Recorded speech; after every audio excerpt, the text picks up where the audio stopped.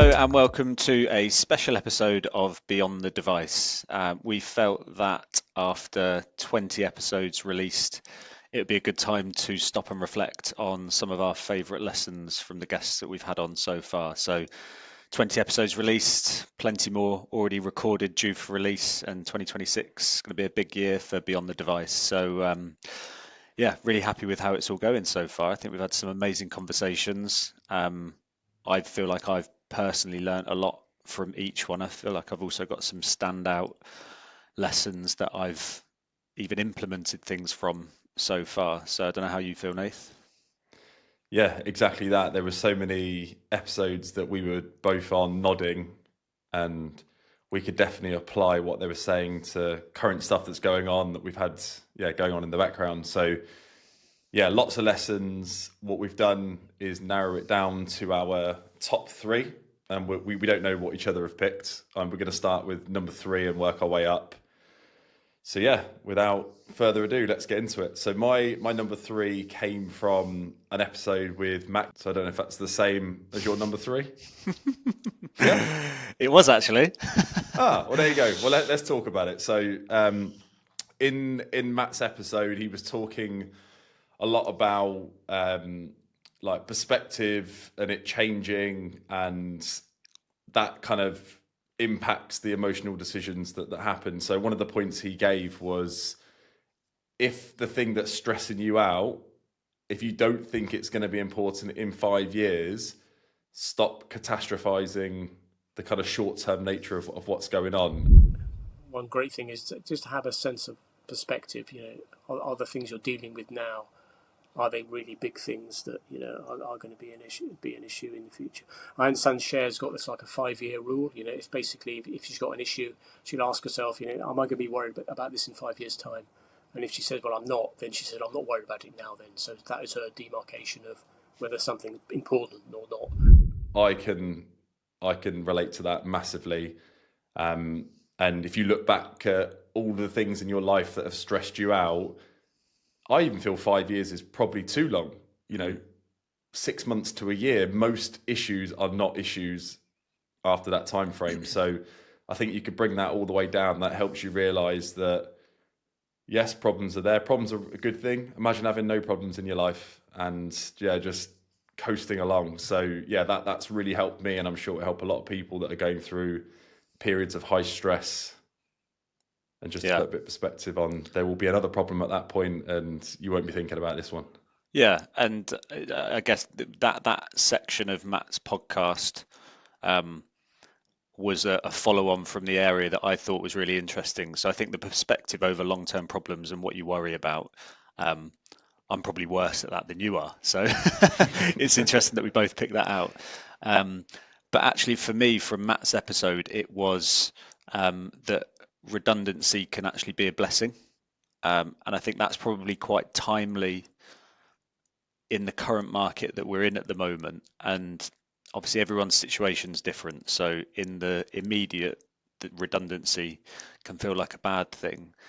But I think so many people are probably stuck in jobs that are okay, and they're not going to make the change themselves. Whereas when redundancy is forced on you, it forces you to take a bit of action. And then what that then leads to in a year's time, 2 years' time, 5 years' time, when you look back and you think, that was a massive turning point for me because it led to this. Yeah. So I think how Matt positioned that, because it was so true for his own story, but that's when it led to that perspective, because the moment of the worry and the catastrophe came from being made redundant. Yeah, and look, just think about how many, I don't know if accidental contractors is the right word, but how many people get into contracting because they were made redundant, and they're now 5-10 years into that, and the opportunities that's given them, they've been able to set themselves up financially, sort their pension out earlier than they thought they would, and that wouldn't have happened without redundancy. And I suppose just from a personal point, without the impact of COVID and completely collapsing our contract books and putting us back to zero, it gave us the kick to go and do CAPU. So like with every negative, there's a potential positive. Yeah, absolutely. On the flip side. So yeah, well, I think we both agree on number three. What's your number? I've got a feeling we're going to do exactly the same all the way through. So, So shall I do my what's your number two? number two? Yes, So my number two is from the episode with Mega Aya. different one. All Okay. good. So what I really liked about the conversation with Mega was the concept of having a personal board. Um, and I think in today's world where so much information is available and we make so much of our lives available to other people through social media, you can get trapped in a world of comparison, but also taking on a lot of opinion and advice from people that you shouldn't necessarily be taking that from. And it's important to know whom to ask feedback from. It's important to know to ask when that feedback is necessary. It's also important to know what does that feedback do to you? Do you agree with it? Sometimes a lot of imposter syndrome comes from too much feedback as well. Like because people are very quick to give you the negatives of what didn't go right. Sometimes the positives take a little bit more time to come out, and there's a little bit more teasing out of that information that's required.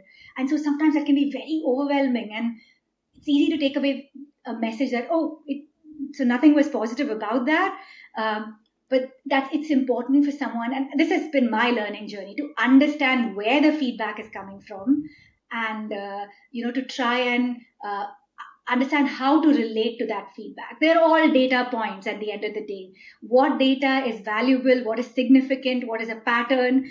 If you look at it from that kind of an objective way, that can be a little bit easier to help overcome some of the imposter syndrome or some of the gaps that one sees in development. So I think if you either protect a lot of things and keep things private is probably one bit of advice that a lot of people could take. But actually just being clear on who the people are in your life that you would go to for that advice. And it would be for different things. So maybe a parent or a sibling for certain things, or more of a professional coach, whether that's physical, whether it's business. We've got someone like Neil from a business perspective on our accounts and the finances side, Rich from our financial planning, each other as business partners, but it's just knowing who those people are. And that board of directors can change like it can in business. People have different roles and maybe for different stages, but I really like the idea of just thinking about the people in your life as a board of directors. Yeah, and I think on that point, don't look up to someone or go for advice from someone if they haven't done the thing that you are wanting to do, because you've all got those friends or relatives that seem to know everything about everything, but actually when it comes to it, do they know the thing that you need to kind of get to where you want to go? So it could be simply someone's better at empathy than you. They're so good at it. So it's like, right, I'm going to learn from that person because they're clearly quite good. Conflict resolution, whatever it may be, might be something work related. And it's just, knowing who those people are and having evidence as to why they're on your board. Because if you were hiring for your own company right now, you would not be giving out your board position to someone. Oh, I think they could do it. Like, you're very, very selective on who they are, and that should apply to your own life as well. Yeah, definitely. And you can have, I think it's important on your board of directors to have a cheerleader, someone that maybe just doesn't know the detail but is really supportive of everything that you're doing, but then also people that can balance that and be critical and tell you what you need to hear.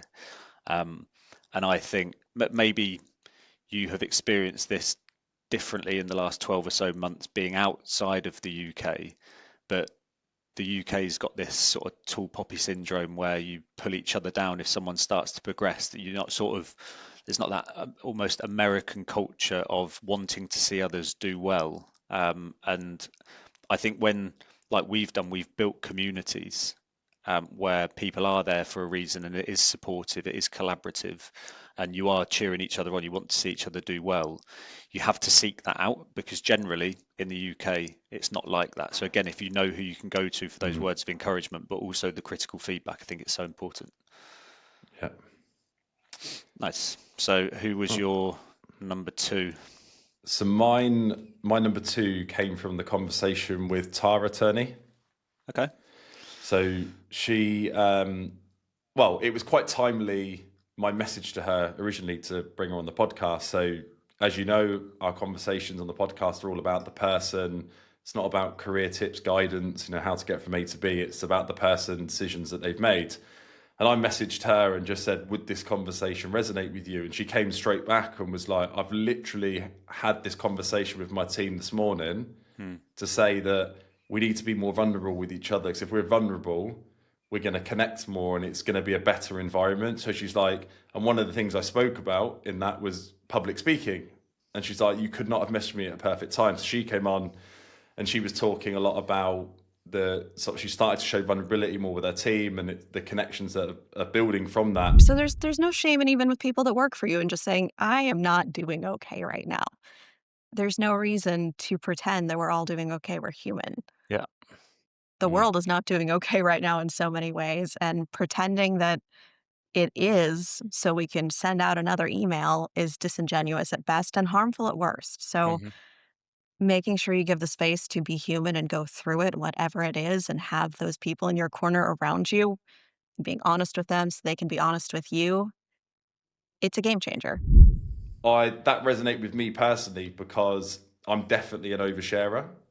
So if someone says to me, hi, how you doing? It actually kills me to say, yeah, good. You? I literally can't do it, and I feel like I have to give something a bit more.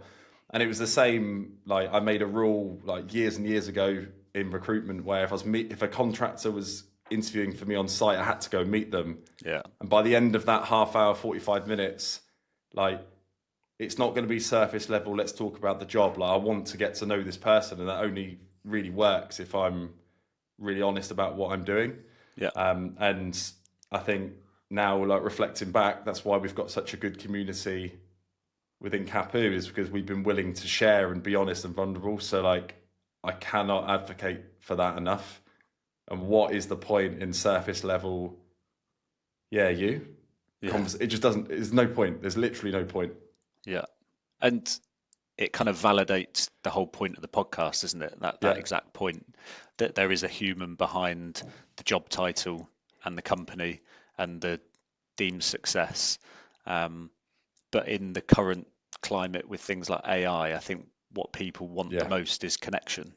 And they find that through community, and they find that in work with colleagues, if it's the right sort of culture, with family. So yeah, I think it's evidence that what we are doing and what we're building is helpful for us. I think selfishly, the time that we started the podcast came off the back of us having some quite vulnerable conversations and seeing the power in that, and then thinking, right, well, there must be an audience for this. And the whole point of doing today's episode is because there's so many lessons that we've had in the last 20 episodes that it's just, like I said, it's that evidence of why we started it. And we've probably recorded another 8 or 9 that haven't been released yet, and they just get better and better and better. So yeah. Well, the episode that we recorded last week, and as soon as we finished recording it, I remember saying I needed to hear that today, and it was such a timely conversation, wasn't it? It just, I don't know whether it's because the structure seems to be the same on all of the podcasts. Like we know what the themes are now, but still, it's almost like by asking those questions, I'm like self-serving myself for what I need to hear somehow. Like they're talking about things that are so relevant for us at the moment. It's like it's therapy for us. Really enjoying it. And like the one I think we recorded a week or 2 ago, so we do like a prep call before the podcast just to sort of make sure they understand the type of conversation that we want to have. And actually the things that came out in the podcast were not discussed on that call before. And for whatever reason, they felt more comfortable to share that. And then through that, then the conversation goes one way. And then we come off the back of that. They feel great. We feel great. Our listeners hopefully feel great about it. And that's what we're trying to do. So, we're not professionals at getting information out of people. But, if you be vulnerable, people be vulnerable back. And that's what we're trying to do. Exactly. Number 1 then. I think we're probably going to have the same one. Thais. Yes. Thais Salah. I say this all the time now. It's such a good reflection, and again, I think it's almost like it could be the tagline for the podcast itself. So you Yeah. can't connect the dots looking forward. You can only connect Yeah. them looking backwards.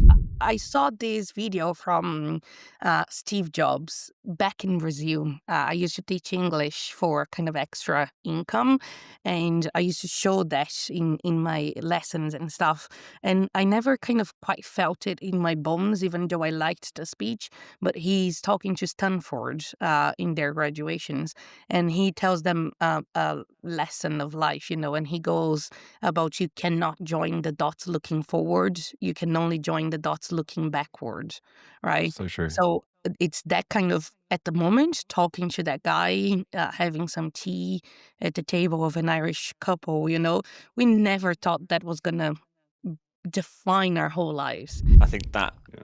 just completely summarizes the whole point of the podcast, giving people the space to just reflect on those key moments and turning points. And for her, that came from leaving Brazil with no clear plan, moving to Brazil with a partner that she'd only been with for a short amount of time.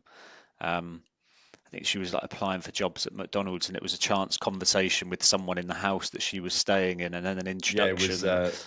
So she was in a house share, and yeah, as you do in house shares, keep yourself to yourself. And actually, she went and had tea or dinner with an elderly couple that was staying in the house as well. And by chance, that couple's son was visiting.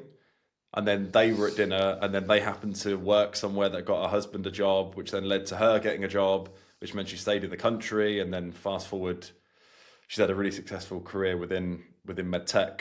So yeah, it was the lady at dinner said to her, "What is meant for you shall not pass you by." Mm-hmm. And then in combination with you can't connect the dots looking forward, epiphany. There we go. Yeah, it was an amazing conversation. I think it's a testament to the type of guests that we've got on so far. Because if you look at the 20 so far, we have got founders of businesses, current CEOs. We've got people that are still on their journey through quality and regulatory. We've got people in sort of public type roles like Joseph at the MHRA or Graham at BSI, and consultants like Sam Shelley and Sue Spencer. So the whole point of the podcast was to give breadth, to show that there are different journeys and people are on different paths, but I feel like there's also a lot of consistencies that thread all of the episodes together. But that one line was just perfect. It was. And I'll always remember it now, I think. So a really good top spot. I think just to echo on that point, it's quite easy to look at someone or something that's gone well and to think that was all forward planning. They knew what they were doing, they had it all together, and that was very, very intentional. But it's not. Yeah. Something sparks it, and you don't realize it until the facts happen. So yeah, and the point of the podcast again is to give people that confidence that there are these turning points, and if you're earlier on in your journey and you haven't got it all figured out, that's absolutely fine. I think one of the other points that I was going to put in to chuck in like an extra one was Mike Carrim. So he talked about how most success is invisible. One of the really important things is not to get stuck in the moment. And when you're running a startup, there's a huge amount of pressure, particularly financial pressure to get money in. And that's a daily obsession, really, not running out of money, keeping the funds coming in for the technology to develop and grow. But you have to regularly step back so that you can see the wood from the trees, so to speak. And that is something you have to actively plan for and give yourself time for and allow for, because then you can see how all the intricate different moving parts are working together. It's how you can see the direction of your innovation, the direction of the company, It's how you can see the different people interacting together. And I think when you're building a company and building a startup, yes, you are looking for some similar attributes in members of your team. So innovation, a certain mentality, a certain resilience. But you're also looking at teamwork and how people work together. And you just see the outcomes. You just see a lot of what people share or post, the job promotion, the business exit, all of these things, or on social media, the holidays and all of that sort of stuff. But it's that daily grind behind them that you don't see. And you've just got to focus on what you're doing. Nicholas Hitchens talked a lot about comparison when his business failed during COVID, and he was like, why is this happening to me? But it's happening to a lot of people. So again, the point of the podcast is to give the guests confidence that they're just on their own journeys. Just the only comparison is with themselves. Agreed. And yeah, from a selfish perspective, recruitment's recruitment. After 13 years, it becomes very much the same. But what makes it different is the people, and then having conversations like this.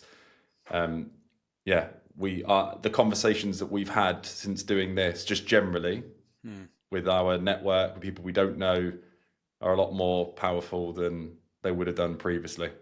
The conversations we've had in the last 9 months since starting the podcast are some of the best conversations we've ever had in our recruitment careers. And ironically, a lot of them aren't anything to do with recruitment, but it's building relationships. And actually, that's what recruitment is. So long may it continue. Here's to the next 20. Well, there'll be 1,000 episodes. We'll write a book. It'll be number one in WH Smith or whatever it's called. Yeah. And yeah. I actually listened to a podcast it was Stephen Bartlett's podcast, and he had Chris Williamson on. Yes. So two of the world's leading podcast hosts having a conversation, and again, quite timely time of year. They were talking about goal setting and vision and going back to where they first started. And I think they said people struggle to take that first step because it feels like such a small step. But if you go back to both of their first episodes of their podcasts, Stephen was doing it under the stairs with a little microphone he bought on Amazon. Chris did it in his office where he was like a nightclub owner or something like that. And they said when they look back at it, like the production side of it is embarrassing, but it was the first step, and that was the hardest one. And now look at them both. So yeah, maybe we will get to 1,000. Who knows? Yeah. Nice. Well, yeah. Thanks for tuning in for the summary. We've got episodes that will be released once a week for the foreseeable. And again, if you've watched any of the previous episodes and it's made you reflect on your own turning points and you'd like to come on and share your story, we'd love to hear from you. So reach out to the Duncan or myself. See you next time. See ya.